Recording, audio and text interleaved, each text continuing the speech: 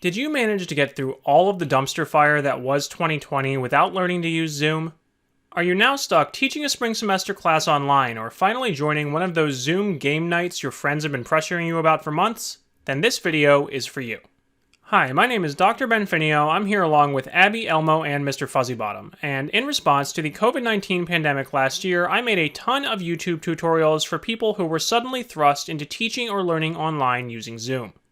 Now, as Zoom updated and released new features, some of those videos became out of date. So for people who really need to start from the beginning and learn how to use Zoom, I decided to make one giant tutorial that covers all the basics and most commonly used features. I'm going to make this video using YouTube's new chapters feature, meaning if you don't want to sit down and watch the whole thing at once, you can easily skip ahead to the part you care about by hovering your mouse over the play bar at the bottom of the video or scrolling down to click on the timestamps in the description below the video. With that, and since it looks like the cat is getting bored and wandering off camera, let's get started. First, let's talk about creating a Zoom account. Now, if you have Zoom through work or school, you probably don't need to worry about doing this. You will just have an account created for you and you will log in with your work or school email address. However, if you own your own business, or if you want to have a Zoom happy hour with your friends and nobody has Zoom for free through work, somebody will need to create an account in order to host a meeting. And while it is free to create a basic account, as you can see advertised right here on the homepage, there are some differences between the free and paid accounts that you can find under the plans and pricing section. I'm not going to go through all of these. The major one that is going to affect most people is that the free plan has a time limit for meetings of up to 40 minutes. Note, however, that there is no limit on the number of meetings you can create. So in theory, once that 40 minutes runs out, you could just create another meeting and then keep doing so. However, that can certainly get annoying after a while, for example, if you're doing a game night that lasts a couple hours. If you're doing private lessons over Zoom, for example, I've heard from a lot of art, music, and acting teachers who are teaching online during the pandemic, and your lessons are only 30 minutes long, then you could get away with the free plan, but if you want uninterrupted hour-long lessons, then you're going to need to move up to the paid Pro plan. Now, once you have created a Zoom account, you are going to want to download and install the Zoom desktop client. You can do that on the website by going up to Resources, then selecting Download Zoom Client. Now, you will see a little note here that the client will download automatically when you start or join your first Zoom meeting, but you can also download it manually in advance here if you don't want that extra delay when you join your first meeting. This is if you're using a computer. If you are using a tablet or a phone, you will need to search for the Zoom app instead. We'll talk about that a little later in this video. Once you have created an account, you can also sign into your account by clicking the sign in link at the top of the Zoom website. So let's take a look at that and what the online interface for your account looks like. Now, once you log in, you'll see some information about your account. You shouldn't really need to change any of this unless you want to upload a profile picture, which people will see by default when you have your video turned off in a meeting. So if you want to change that or upload one, you can click the change link here. Across the top, you have options to schedule a meeting for the future, join a meeting, or host a meeting right now. We'll talk about those a little later when we talk about starting your first meeting. And over here on the left, you have some different options to access different menus. So meetings will show your upcoming and previous meetings. This is a blank account. I don't have any future ones scheduled here, so this appears blank. But if I did have meetings scheduled, I would see them in a list here. Webinars are a feature that naming might be a little confusing here. A webinar functions very similar to a meeting, but can host many, many more people. You can have up to 1,000 attendees, and this is not included even in the paid plan by default. You can see they have a little note here about a webinar add-on plan. So it's extra money if you need to host that many people. Again, that is not included in the free basic account or the paid pro account unless you add it on. Recordings, we will talk about later in this video. You can record both to the cloud and locally. If you have recorded meetings previously, they will appear here. And then finally, we have the settings. There is a very, very long list. I'm not going to go through all of these. Of all of the default settings for your meetings. You can adjust them here, and then these settings will take effect for any future meetings that you hold. Now, if you have Zoom through school or work, some of these settings or defaults might be changed or even locked by your IT admin, meaning you can't change them yourself. And again, I'm not going to go through all of them. I'm just going to mention a few quick ones here that you might want to adjust if you're teaching your own class or holding your own events. One big one is allow participants to join before host. So do you want people to be able to trickle into the meeting a few minutes early and maybe have small talk before you get there, or if you're running late, do you want to make sure they can get started without you? If so, you would want to make sure you turn that on. Screen sharing is a big one. For example, if you have students doing their own presentations, you can adjust this later in the meeting, but it might be easier if you turn it on in advance to allow screen sharing for all participants versus if you're the teacher and you want to make sure you're the only one who can share your screen, then you would leave this on host only.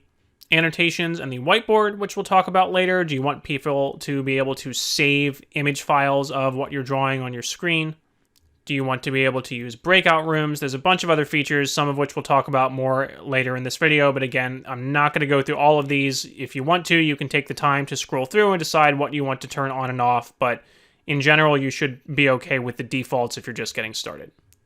So that's it for the browser. Let's take a look at that Zoom desktop application that we downloaded earlier. So I'm going to double-click my shortcut for that, and you will be given a pop-up window asking you to either join a meeting directly or sign into your account. I'm going to choose sign in. You can either enter your email and password for the account you created yourself, or if, again, you were given your account through school or work, you might be instructed to use one of these other sign-on options over here on the right. Now, once you are signed in, you will see a window like this, and this is where things can start to get a little bit confusing because you will see some duplicate controls in the desktop application that you also had in the browser. So from the desktop application, I have the option to start a new meeting, join an existing meeting, schedule a future one. I can also go up to this gear icon, and I have a bunch of settings here that are not necessarily the same as the settings I had available in the browser. So rather than going through all of these now, we'll talk about them when we need them as we go through different features of Zoom throughout the rest of this video.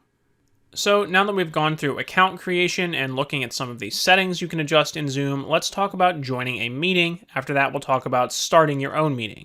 The easiest way to join a meeting is simply to click on a link that somebody else sends you. You could get this in an email, a Google Calendar invite, or if your school uses a learning management system like Canvas or Moodle or Google Classroom, you'll get the link there.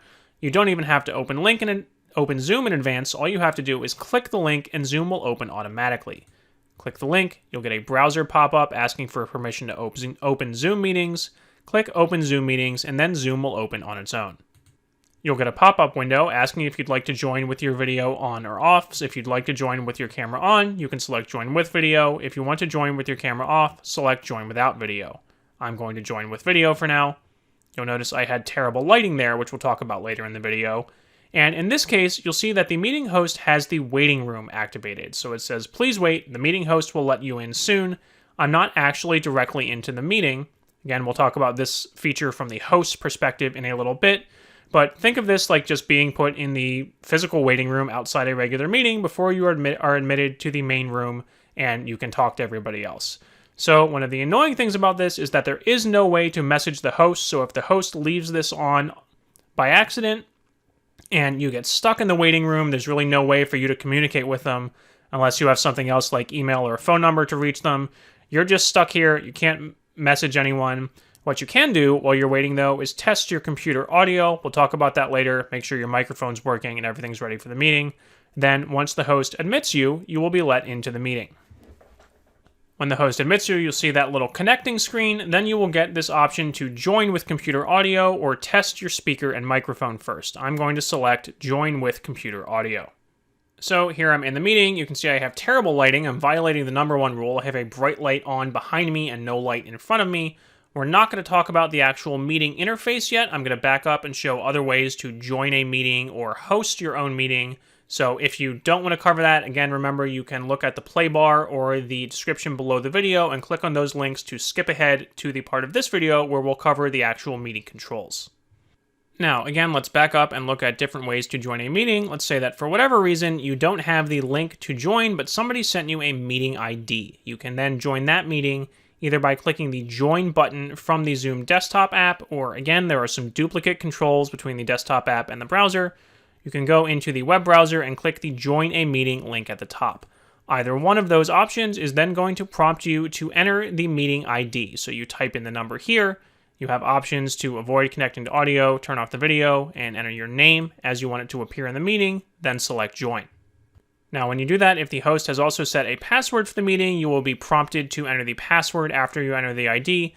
Then it will let you into the meeting, possibly admitting you to the waiting room if the host has the waiting room enabled, just like we showed in the previous segment. Then you will join the meeting as normal. So ultimately, this accomplishes the same thing as clicking the link, it's just a few more steps. Okay, so that covered joining a meeting. What if you want to actually host a meeting, meaning you are the one who starts the meeting and sends the invitation out to people? Again, there are different ways to do this, either through the desktop app or the browser.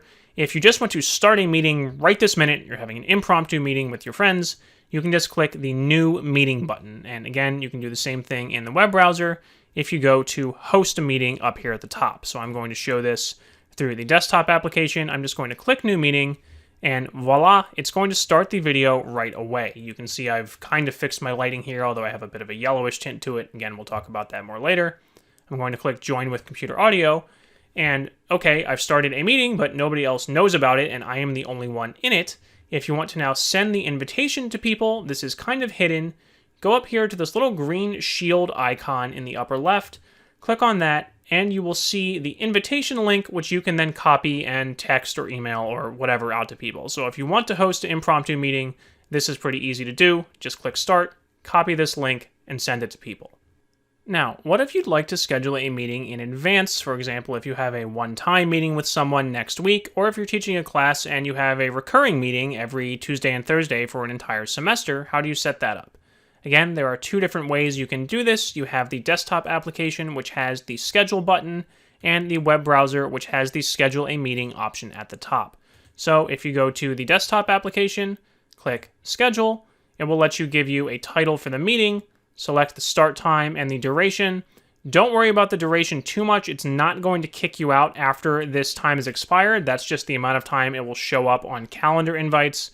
But again, remember, if you have the basic plan, the meeting will expire after 40 minutes, so that's a separate limit than what you set here.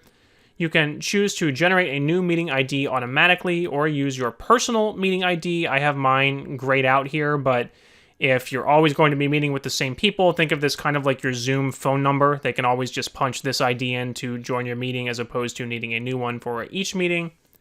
You can have this password, which again, people clicking the link won't need this, but if they are entering the meeting ID and the password manually, they'll need the password. Choose to enable that waiting room option we saw earlier.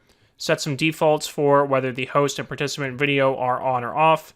And then there's some advanced options down here, again, allowing participants to join before the host, muting them on entry, and finally, automatically record the meeting on the local computer. This is a free account, so I don't have the cloud recording option, but for example, if you are doing lectures and you want to make sure they're recording automatically because you don't want to hit the record button at the beginning every time you might forget, that's a good option to turn on. Let's hop over and look at the similar option in a browser. So you can click Schedule a Meeting. Again, you can give it a title, select the date and time. If you want it to be a recurring meeting, check this box and you tell it how often it's going to recur. And then if you keep scrolling, you'll see the same options, almost the same options you saw in the desktop application. Again, this gets a little confusing because there's not always a one-to-one match between the desktop app and the web browser option. So I'm just going to make this one with a slightly different time. So I'm going to bump this back to 10 p.m., hit save. And then in both cases, so I've now created one meeting from the desktop application, one meeting in the web browser. And if I go to meetings and select my meetings in the browser, I'll see both of those upcoming meetings that I've scheduled. And if I go to the desktop app, so it looks like this hasn't synced yet. So this is the one I scheduled earlier from the desktop application for 9 o'clock. You can see I just created this one in the browser literally a few seconds ago, but it is not synced back to the desktop application yet. So if you're doing this a few days or weeks in advance, these should be synced. But if you literally schedule one here, it's not going to appear in the desktop application immediately, it looks like. But either way, once you are then ready to start the meeting, you either log into your web browser or the desktop app a few minutes early, and it's going to give you a start button. So you don't literally have to wait until the scheduled start time to start the meeting. I'm not sure if there's a limit on how early it will let you do this, but again, especially for those of you teaching a class, just like you would physically show up to a real lecture hall a few minutes early to get set up, you can get ready for your Zoom meeting before the scheduled start time. Now, before you start the meeting, you need to make sure other people know how to join it, so make sure you remember to send the invitation out in advance. For the desktop application, you can click this little three-dot menu next to the meeting name and click Copy Invitation, then send that information to people in an email or calendar invite. In the web browser, it looks like it doesn't give you a quick copy option. It does show the meeting ID here, but not the whole invitation. So you can click on the meeting and then scroll down here. You can just send people this link, but if you want to send people the full information, so the ID, the password, a phone number if they're just dialing in via a phone for audio, click this copy invitation button, and that will give them the entire invitation that you can send out. So when you are ready to start the meeting, click that start button, again, either in the desktop app or the web browser, and you will go through some of the same prompts you saw when joining a meeting, even when you weren't the host. So it'll confirm whether you want to join with computer audio or not. And in this case, I had it set to have video off, so if I want to turn my video on, again, we'll talk about these controls more in a little bit, I have this start video button here in the lower left, a bit of a lag, and then it will turn my camera on. Now, let's take a look at what that waiting room setting looks like as a host when you were the one admitting people. So right now, I'm the only one in the meeting, and I have another laptop off screen here that I'm going to try and join the meeting from. So I'm going to click the join button. And you'll see as the host here, I get a little pop-up that says Benjamin Finio has entered the waiting room, and I have the option to click admit to let them into the meeting. Now, what if I accidentally close that? You might think, oh, panic, I locked somebody in the waiting room. How do I get them back? Don't panic. Go down here to the participants menu, and you will see a list of everybody who is in the waiting room. So if I had multiple people here, I would have an admit all button, so you don't have to click on everybody at once. But if you want to let people into the room individually, you go in here and hit admit. So if you don't want to have to worry about this, you just don't turn this setting on when you schedule the meeting. People will come into the meeting right away.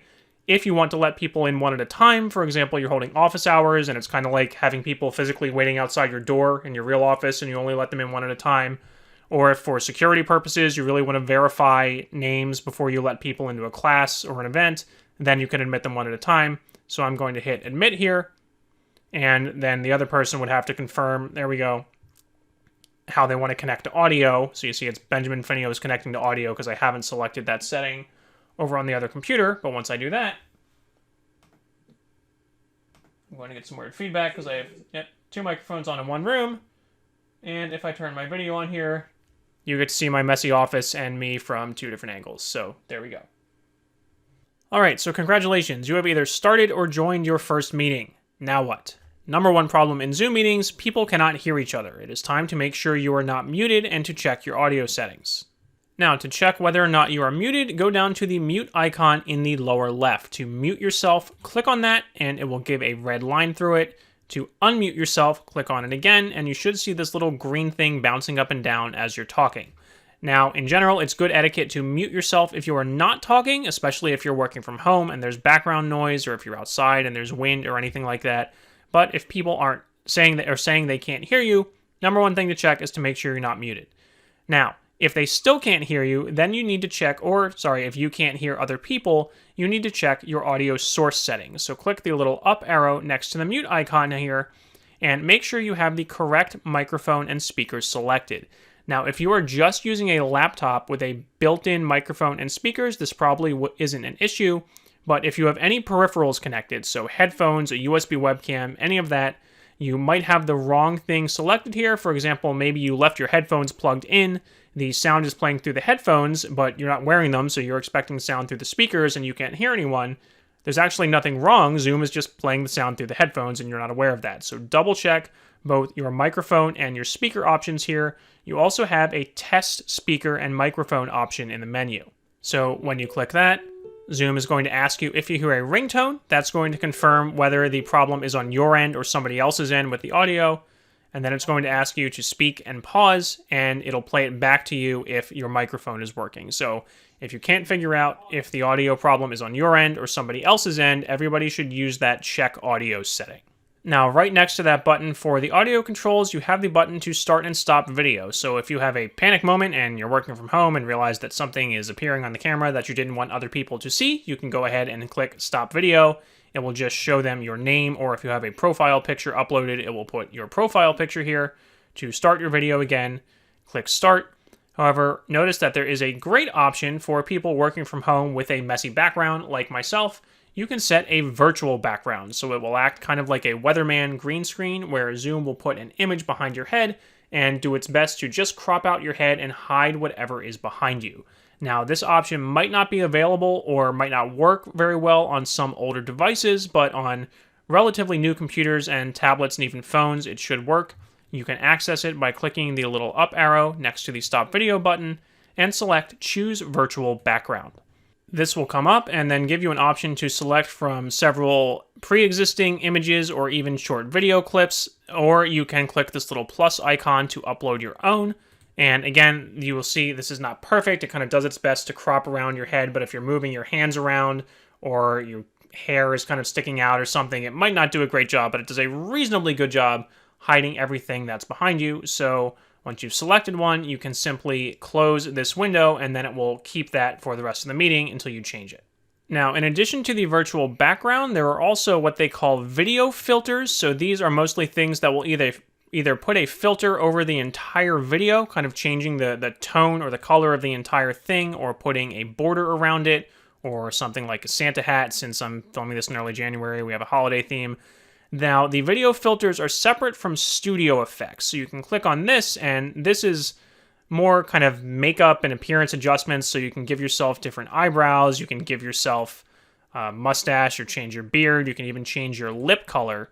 So if you're a teacher and you don't want your students messing around with this during a lecture, I believe you can turn this off in those global settings we saw in the web browser way back at the beginning of this video. But if you're just messing around with your friends, go ahead and have fun with it. Again, with the caveat that these features might not be available on some older devices since they require more processing power. Okay, so that's all about setting up your own audio and video. What about the other people in the meeting? Let's take a look at them.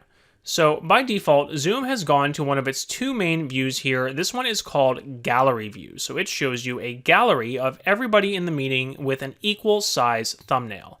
If you want to see one person larger than the others, for example, if you're taking a class or watching somebody give a presentation, you go to the View button up here in the upper right and select Speaker View.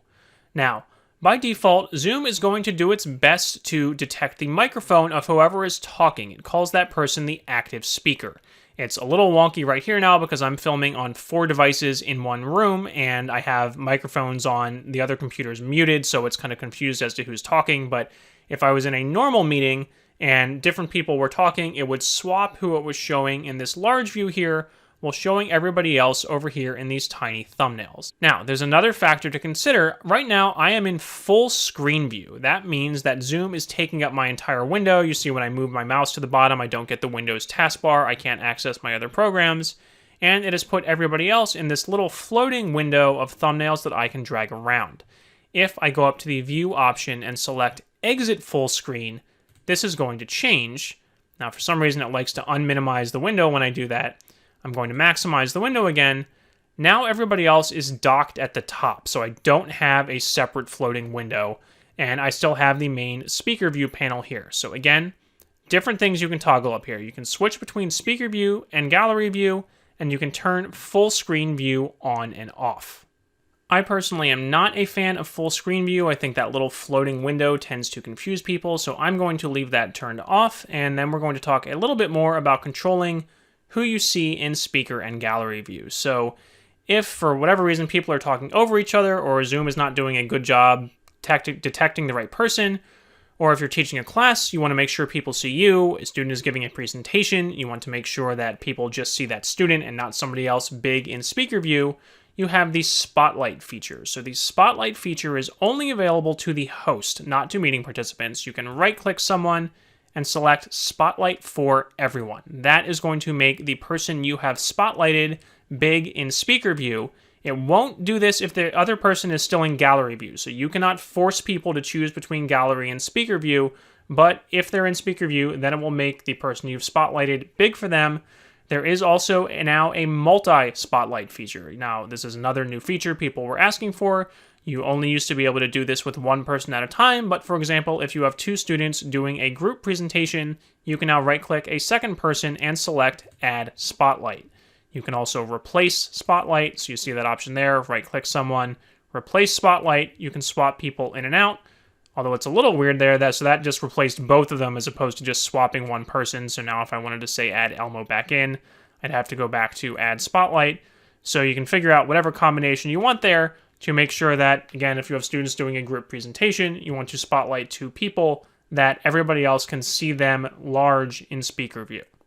When you are done spotlighting, you don't have to remove people individually, although this is a little confusing. When you right-click people, there is no remove all spotlight option. You have to go to the View button in the upper right corner, click that, and select Remove All Spotlights.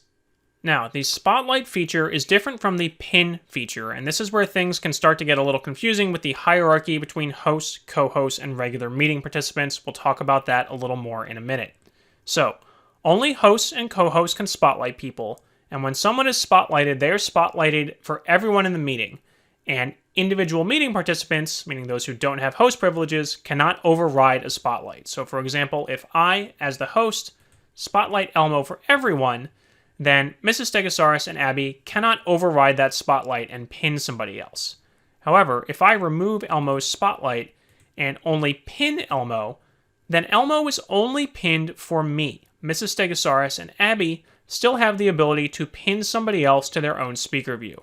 So this mostly matters if you are teaching a class. You want to make sure you use the spotlight feature, otherwise your students will be able to just pin somebody else. I have gotten a ton of mildly creepy questions in the comments from students on some of my other videos who are basically admitting that they just pin their crush so they can stare at them during Zoom class instead of paying attention to the teacher.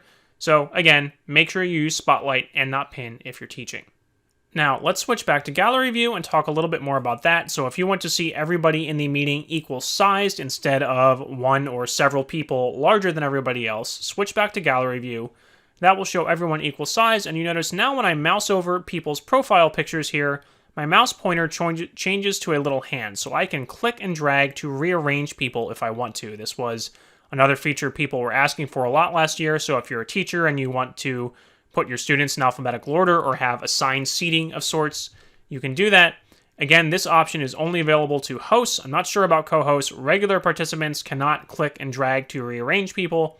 You can see that once I have moved someone from the default setting, now when I go up to my view menu here, there's this little checkbox for follow hosts video orders. That means if you're the host and you rearrange people, you can click follow host to make sure that everybody else's screen will also be arranged to show the same order you are showing. If you want to release that, click view, click release video order, and it's going to put people back in the original default order that Zoom had them.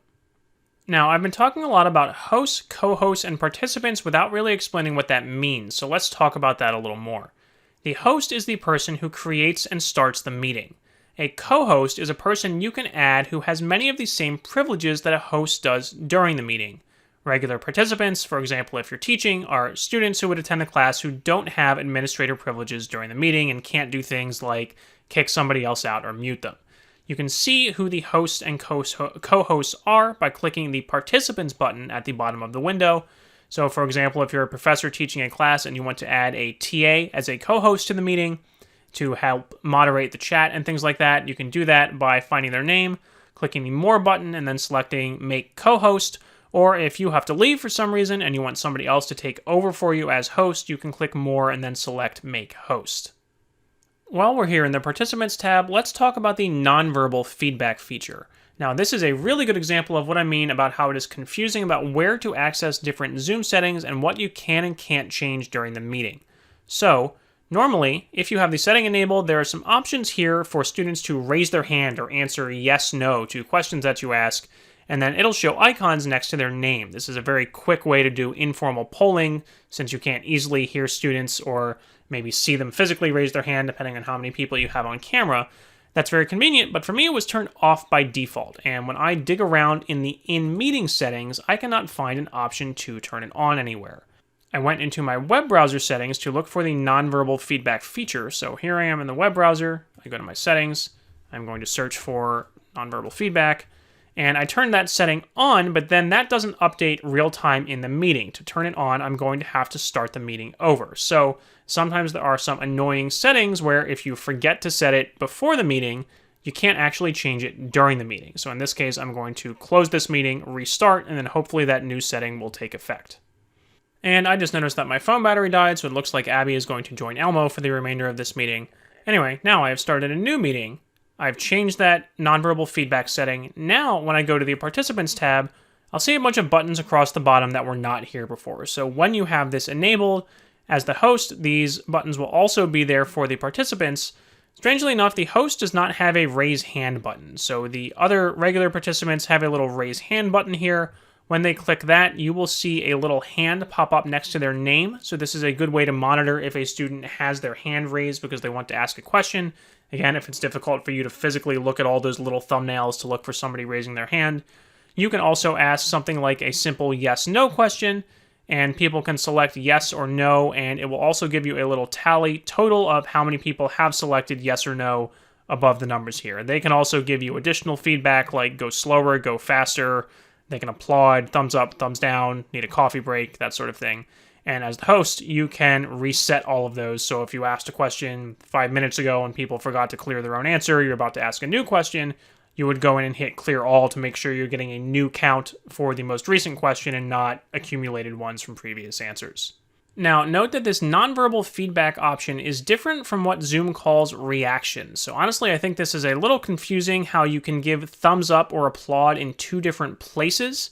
But if you click reactions at the bottom of the screen here and then click one of these buttons, it will show this little icon over your video feed that does not show up over here in the participants list. So I can do a thumbs up here that shows up next to my name. So let's let both of those expire and show how they're separate there.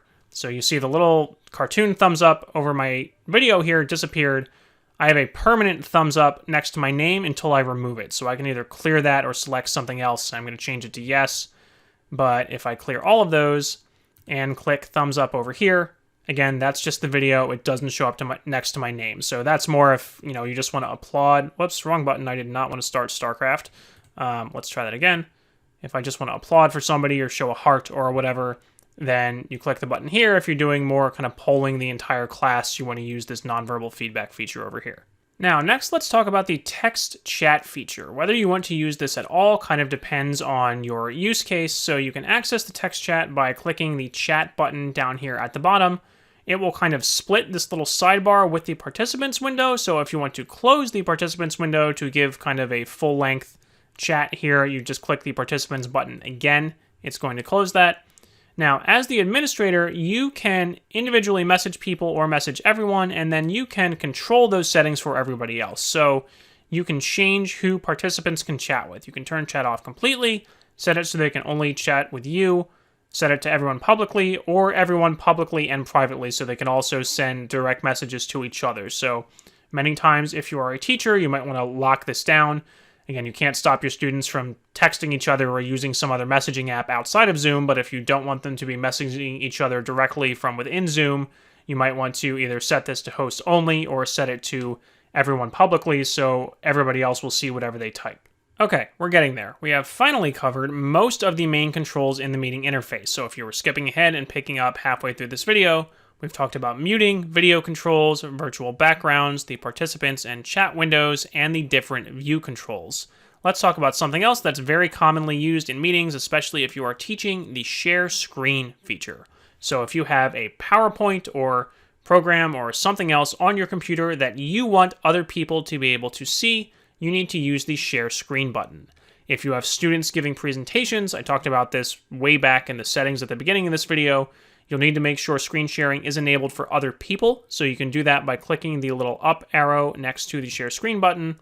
You can change this to one participant can share at a time, multiple participants can share simultaneously, and go into the advanced options here to set whether only the host can share or whether all participants can share. So again, if you're just teaching a class and you want to share your slides and that's it, you can leave this to the defaults with the host. If you have students who are going to be giving presentations, then you'll need to enable this for everyone else. Now, my biggest recommendation before you share your screen, so before you even start the class where you're going to be screen sharing, close everything else on your computer. Okay, it is everyone's worst nightmare to accidentally share your email or something private that you didn't want other people in the meeting to see. You eliminate that problem if the program is just closed. So close everything but Zoom and PowerPoint or whatever you're going to share, and then you will be okay.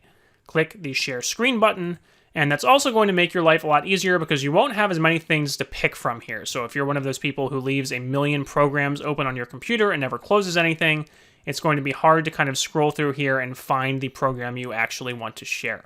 So there are three main options I'm going to talk about here. I do have some more advanced detailed videos about screen sharing you can find in the playlist linked in the description below this video. The three options we'll talk about are sharing an entire screen, sharing the whiteboard, and sharing an individual program like PowerPoint. So if you want to do a just regular old PowerPoint presentation, your safest option is just to share the PowerPoint directly. That's only going to share the PowerPoint file. Even if you minimize it or bring up another program in front of it, it's not going to show that other program. So if you do have your email or a Word document or something open, if you select PowerPoint, then it's only going to show this PowerPoint file. So select your PowerPoint file that you have open in advance and click Share. Now, don't panic when that happens. Things are going to move around a bit. Most notably, the videos of yourself and the participants are now in this little floating window that you can drag around. If this is in your way, you can shrink it down to just one person or minimize it entirely. And the Zoom control bar also moves, so it's no longer down here at the bottom. It is collapsed at the top. To access it, you need to mouse over it. So you still have mute, participants, chat, all that stuff, but when you move your mouse away, that's going to collapse, so you can see what's going on with the content you're sharing. So in the case of PowerPoint, you don't want people to see the edit view with the menus here and everything. You're going to want to start your presentation. And when you do that, be careful if you are connected to a projector or second monitor. You might accidentally be sharing speaker view with people as opposed to your slides. So in PowerPoint, you can swap which monitor that is on by going up here to Display Settings and selecting Swap Presenter View and Slideshow. So this is same as if you've ever had this trouble happen with a physical projector in a classroom where for whatever reason you're getting presenter view up on the screen instead of on your laptop. You can use this setting here. Make sure you are sharing your full screen slide with everybody and not presenter view. So to stop sharing, you go up and click on the Stop Share button. Let's cycle through some of those other screen sharing options. If I want to share multiple programs and toggle between them quickly without having to always stop sharing and then go back down to share screen again, in that case, you're going to want to share your entire screen. So in this case, I do have two monitors selected on this computer. I'm going to select the first one, click Share. Again, Zoom is going to collapse to this little thing. And now, for example, if I wanted to open my PowerPoint, but I didn't want that to be full screen and I wanted to show it side by side with a Word document, I can now have both of these open and show them side by side and everybody else would see them at the same time. Or if I wanted to be able to quickly toggle between these, I can put them on top of each other, change the size as needed. And that allows me to quickly toggle between two programs. Again, the risk here is if that you have something else open in the background, if you have files on your desktop or your email open or something, everybody is going to see everything on your screen. So make sure any embarrassing or incriminating stuff is closed before you do that. So let's go ahead and stop sharing again. Now we are going to cover the whiteboard feature, which is useful if you want to do handwritten notes in Zoom. Now, I'm just going to be demonstrating it on a computer with a mouse here, so clearly this is not actually good for drawing, but if you have a tablet or a 2-in-1 laptop with a stylus, then this is great for doing handwritten notes. So click the Share Screen button, click Whiteboard, click Share, and then this is just going to give you a blank canvas that you can click and draw on with pretty simple controls, kind of similar to, say, Microsoft Paint. So it defaults to just this pen, but you can change the color of the pen, you can change the line width, all of that stuff. You can type text. There are a bunch of other tools here. There's a little laser pointer type spotlight thing similar to what you would have in PowerPoint. You have undo and redo buttons. You can clear all of the drawings, and finally you can save. So if you are doing handwritten notes and you want to be able to save them so your students can access them later, you can go in here and click save, but you can only do it one slide at a time. I don't believe there's an automatic option to kind of save everything once you're done. So if you wanted to do multiple slides of handwritten notes, you would have to draw the whole thing, save it, hit clear, start a new one, and then save the next one at a time. There are some other third-party programs like PowerPoint, or I know a lot of people who use iPads and an app called Notability that allow you to more easily write an entire document with multiple pages and then save the whole thing. I'm not going to cover that in this video. I do have a couple other videos about drawing in Zoom, but if you just need to do a basic drawing, then the whiteboard is your easiest and fastest option. Now, you may have noticed that there was a clear viewers drawings here, so this is a little confusing because the controls for that are up here in the Zoom menu. If I go up here and click on more, you see I have disable annotation for others. So depending on those global meeting settings back in a web browser, annotations for other people can also be enabled here. So that can be either a good thing or a bad thing depending on your use case. If you're a teacher and you don't want students doodling on your notes, you probably want to turn that off. If you are collaborating or using Zoom for a study group or something and you all want to just be able to draw on the same whiteboard, then you want to turn that on. So you might want to do that on a case-by-case basis, depending if you're doing different types of meetings, or you might just want to turn it on or off globally in your browser settings. So again, if you don't want other people doodling on your notes, go up here to More and click Disable Annotations for Others. And if they are writing, you can clear your drawings and their drawings separately.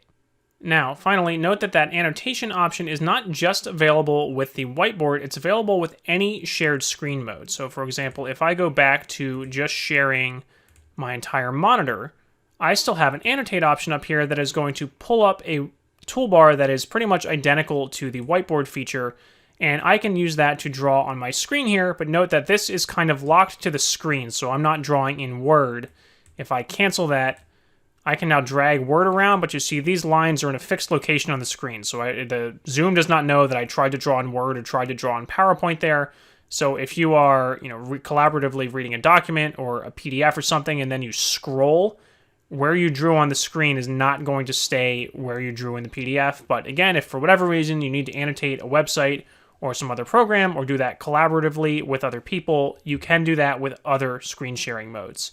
To get rid of those, go back here to the Annotate toolbar. Again, this can be a little tricky because when I have this drawing tool selected, now I can't use my mouse regularly, right? So if I try and click and move Microsoft Word around, I'm just drawing on it by accident. I have to remember to go back here and turn annotations off. Then I get regular mouse control back.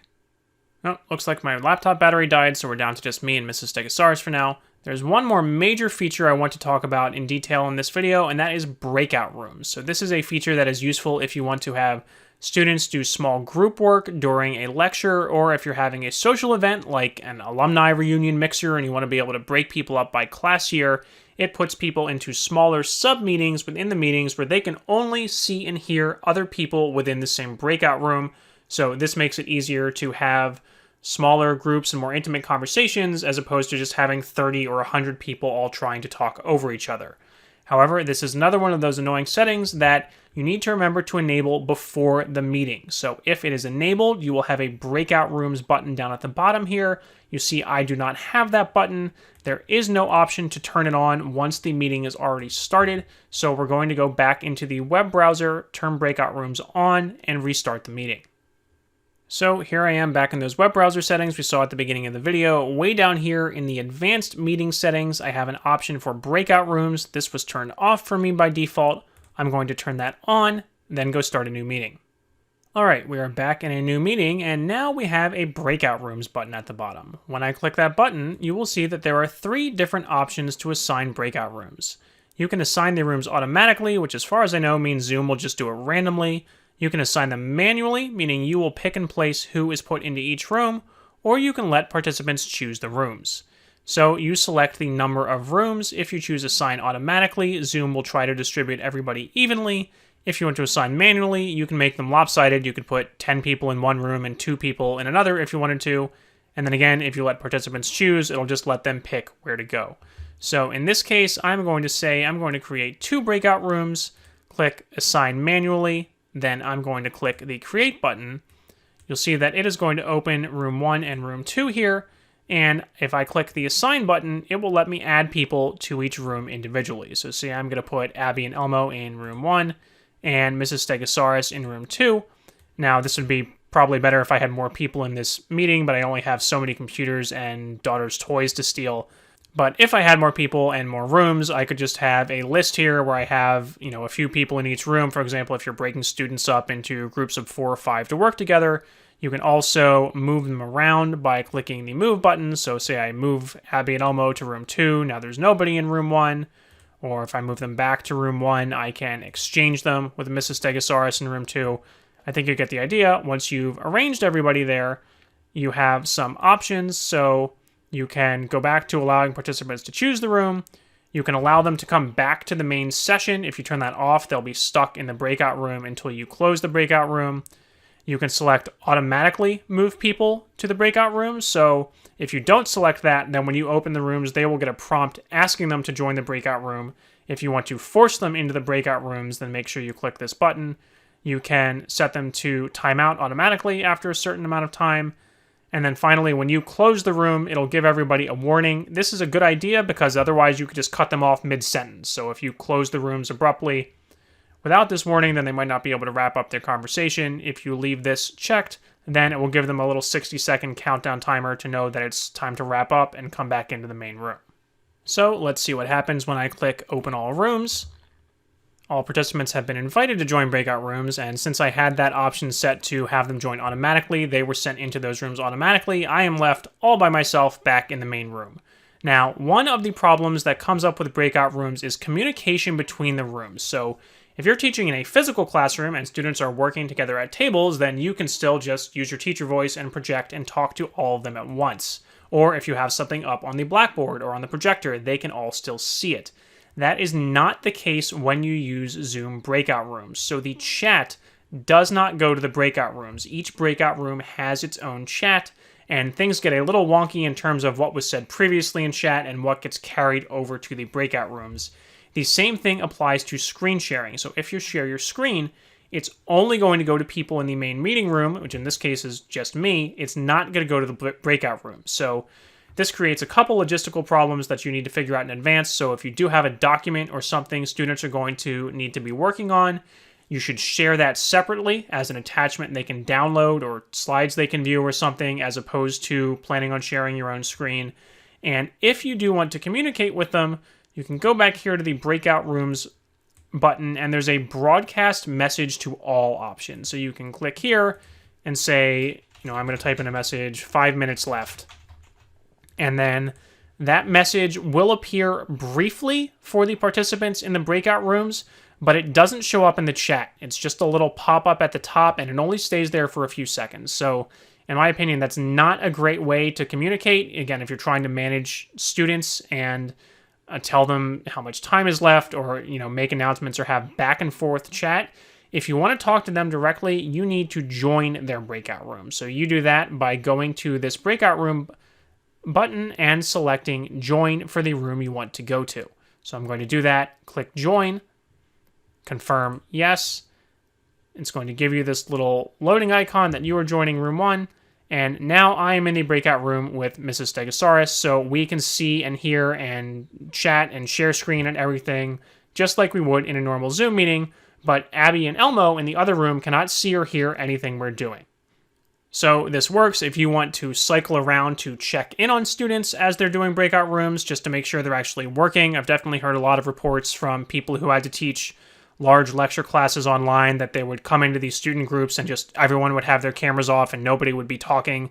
So if you actually want to check in, make sure students are working, or if you have younger students and you need to kind of cycle around just like you would walk around physical tables in a real classroom, when you're ready to hop to the next room, you just click that breakout rooms button again and click join to go over to the other room. Again, it's not instantaneous, it takes a second. Then you can hop in and check in on the other students. When you are ready to close all of the breakout rooms and bring everybody else back to the main room, again, you go down to this breakout rooms button, you select close all rooms, and it gives everybody a 60-second notification that the rooms will close. And at any point, you can still hit this button and go back to the main session. So you do that. I am now back in the main session, and I'm not going to sit here and wait the full 60 seconds, but we'll skip ahead, and then we'll see everybody else get pulled back to this room automatically because that's the setting I chose. So there we go, our 60 seconds are up. You see our other participants have been pulled back into the main meeting room, and if I ever wanted to recreate the breakout rooms, I just go back to the breakout rooms button again. Say you're cycling groups, having students work with different people. You can either reopen the same rooms, or you can add rooms, or just hit recreate to start back from this beginning screen and change how you're making the rooms. Now with that, this video is already almost an hour long. There are 3 other important things I'm not going to cover in detail in this video, but I want to mention, and if you want the full story, you can find them in the playlist linked in the description below the video. One is the dual monitor setting. So this is very handy if you are teaching from home and you want to be able to show content see your own content that you are sharing, for example, your PowerPoint slides, but also still see a full gallery view of your class. If you want to do that, you need two monitors, but things can get a little tricky in terms of what appears on which monitor. I have an entire video about that. And this is another one of those weird settings. This one is available in the meeting, but you still have to restart the meeting for it to take effect, at least on Windows. So go to your video settings, up here to General. There is this option to use dual monitors, but if I check that mid-meeting, it's not going to change anything. So you'll have to change that in your Zoom desktop app before you start a meeting. Again, very useful either for teaching and seeing your own shared content and a gallery view of your class, or if you are teaching a hybrid lecture, so you're in a physical classroom where you're connected to a projector with your laptop, where some students are there in person, but some students are also looking on Zoom. You might want to use the dual monitor setting there. Next is recording. So I mentioned way back towards the beginning that there is an option when scheduling a meeting to record it automatically. You can also manually record a meeting by clicking this record button here. If you have a free account, you can only record locally. If you have a pro account, there is also a cloud recording option available. Things can get kind of confusing in terms of what gets recorded because it is not always exactly the same as what you see on your screen. So all those different things like switching between speaker view and gallery view and sharing your screen, sometimes what you see is not what you get recorded. And I have definitely heard from people who recorded an entire lecture or an event like a wedding, kind of a once-in-a-lifetime thing that people are doing over Zoom during the pandemic, and then what shows up in the recording isn't what they thought. So I have an entire video about what gets recorded and then another video about what gets recorded if you're using two monitors. There are a lot of different things going on there. If you need to record, my recommendation is to do a test recording first. So set up whatever you need to do for your lecture and either do what I'm doing here, log into your own meeting on multiple computers, or get some friends and family to log into your meeting, do a dry run, and then look at the recording and see if you get what you expected. And again, my videos will help you kind of sort out what those different iterations and options are for the recording. And then finally is using Zoom on a tablet or phone. So I've recorded this entire video on a Windows desktop computer, and I don't think many people are necessarily hosting their entire meeting from a phone or teaching just from an iPad, but I know a lot of instructors do use an iPad to draw. It's much less clunky for handwritten notes. And a lot of students may actually be attending classes fully on a phone or a tablet at home if they don't have a computer. So I have a couple videos that are entirely about using Zoom on a phone or tablet and how the controls and interface are different. So you can find all of those in the playlist linked in the description below this video. So there we have it, a mega Zoom tutorial for 2021. I almost want to say I hope this video becomes obsolete as we return to in-person learning, but I don't think Zoom is going away completely, even if COVID-19 does. So I do plan to continue releasing new videos as Zoom comes out with new features and as I get more requests and questions in the comments, which is where I have gotten inspiration for many of my prior videos. So if you do have another question, I can't guarantee that I will answer you right away or that I'll be able to make a new video about every single request, but please go ahead and leave a comment below this video and get your COVID vaccine. Thanks.